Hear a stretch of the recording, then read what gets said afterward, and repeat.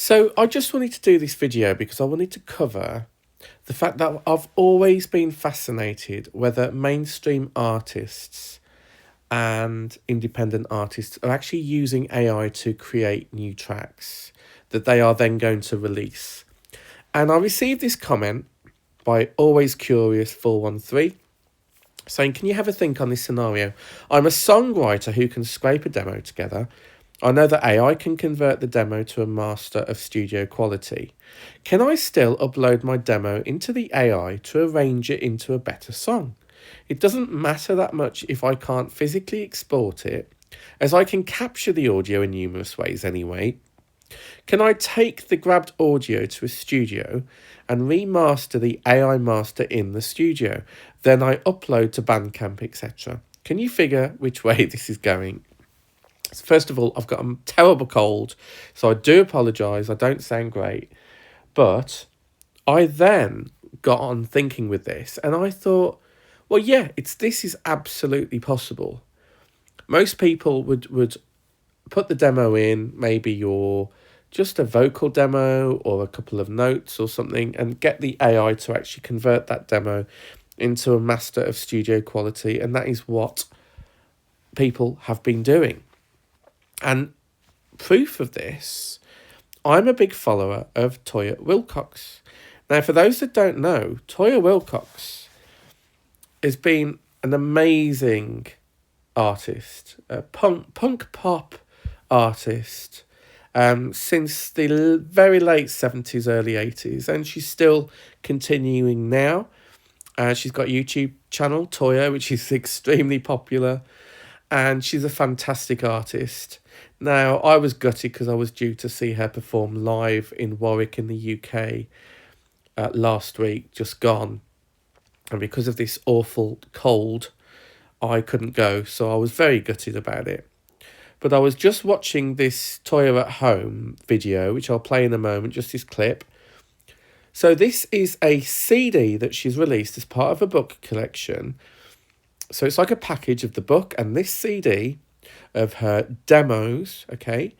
And the top 5 tracks she's explained were created by AI. So let's take a listen and let's see what she's going to do with these tracks. Now, this is like pre-release of her official album next year. So this is like releasing to the fans this demo album. It's really exciting because this is the beginning of what I am going to be releasing in March, but it's going to be very, very different. So we have deliberately given you the first pass demos of what's coming in March. And I've been asked a lot about AI. So this was originally called Toyah and the Robots. And this was generated, the first 5 songs, 1, 2, 3, 4, 5, were generated by AI with a lot of input from me. I put in all the lyrics, I put in all the style, the keys, everything. Then I went into the studio with Woody, who is the engineer on Sugar Rush, and we stripped it all back. I put the vocals back in, my vocals, not AI interpretation, and this is what's come out. And I'm very, very excited. So my next stage is we are now going to deconstruct all that totally and rewrite it. And that's what's going on now.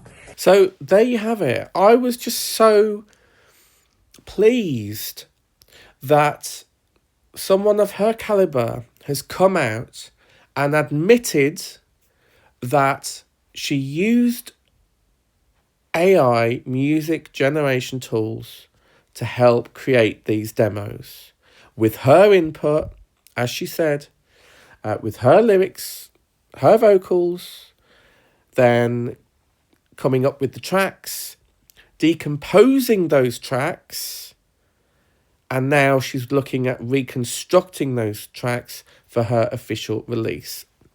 I just thought that was incredible. Really incredible. I mean, she's got 227,000 subscribers, Toyah. She's very popular on YouTube, so check her out if you're interested.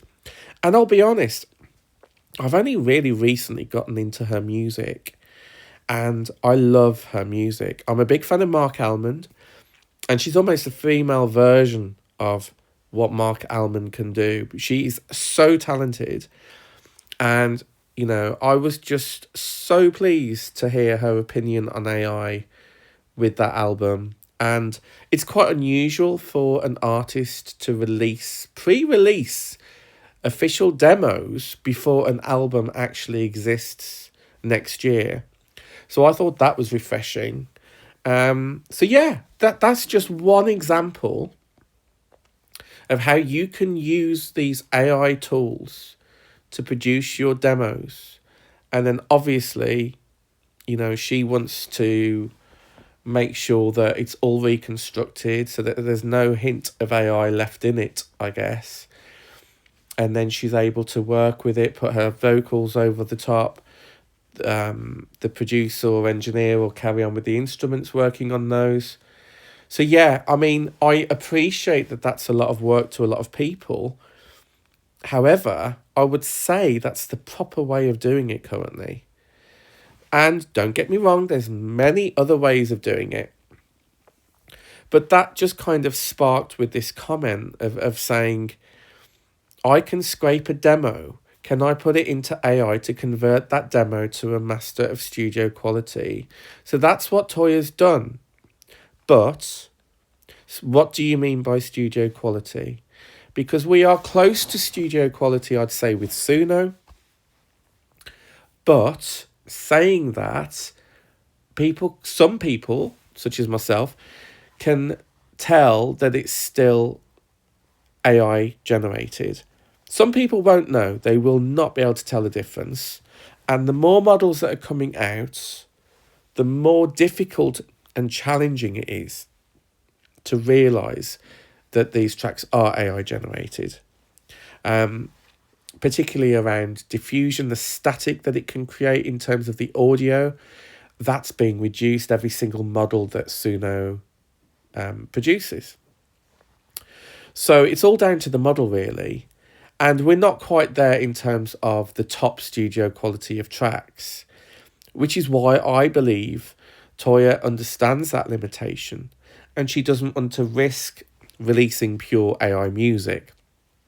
She wants to make sure that she's given as much input into those tracks as influence from her as a person and her style and her caliber into these AI music tools, these generators, because that's what they are, they're tools. So I was just so pleased about that. And AI will arrange it into a better song, but it may not be the polished, finished product. So on that note, I'll let you go. Catch you on the next one.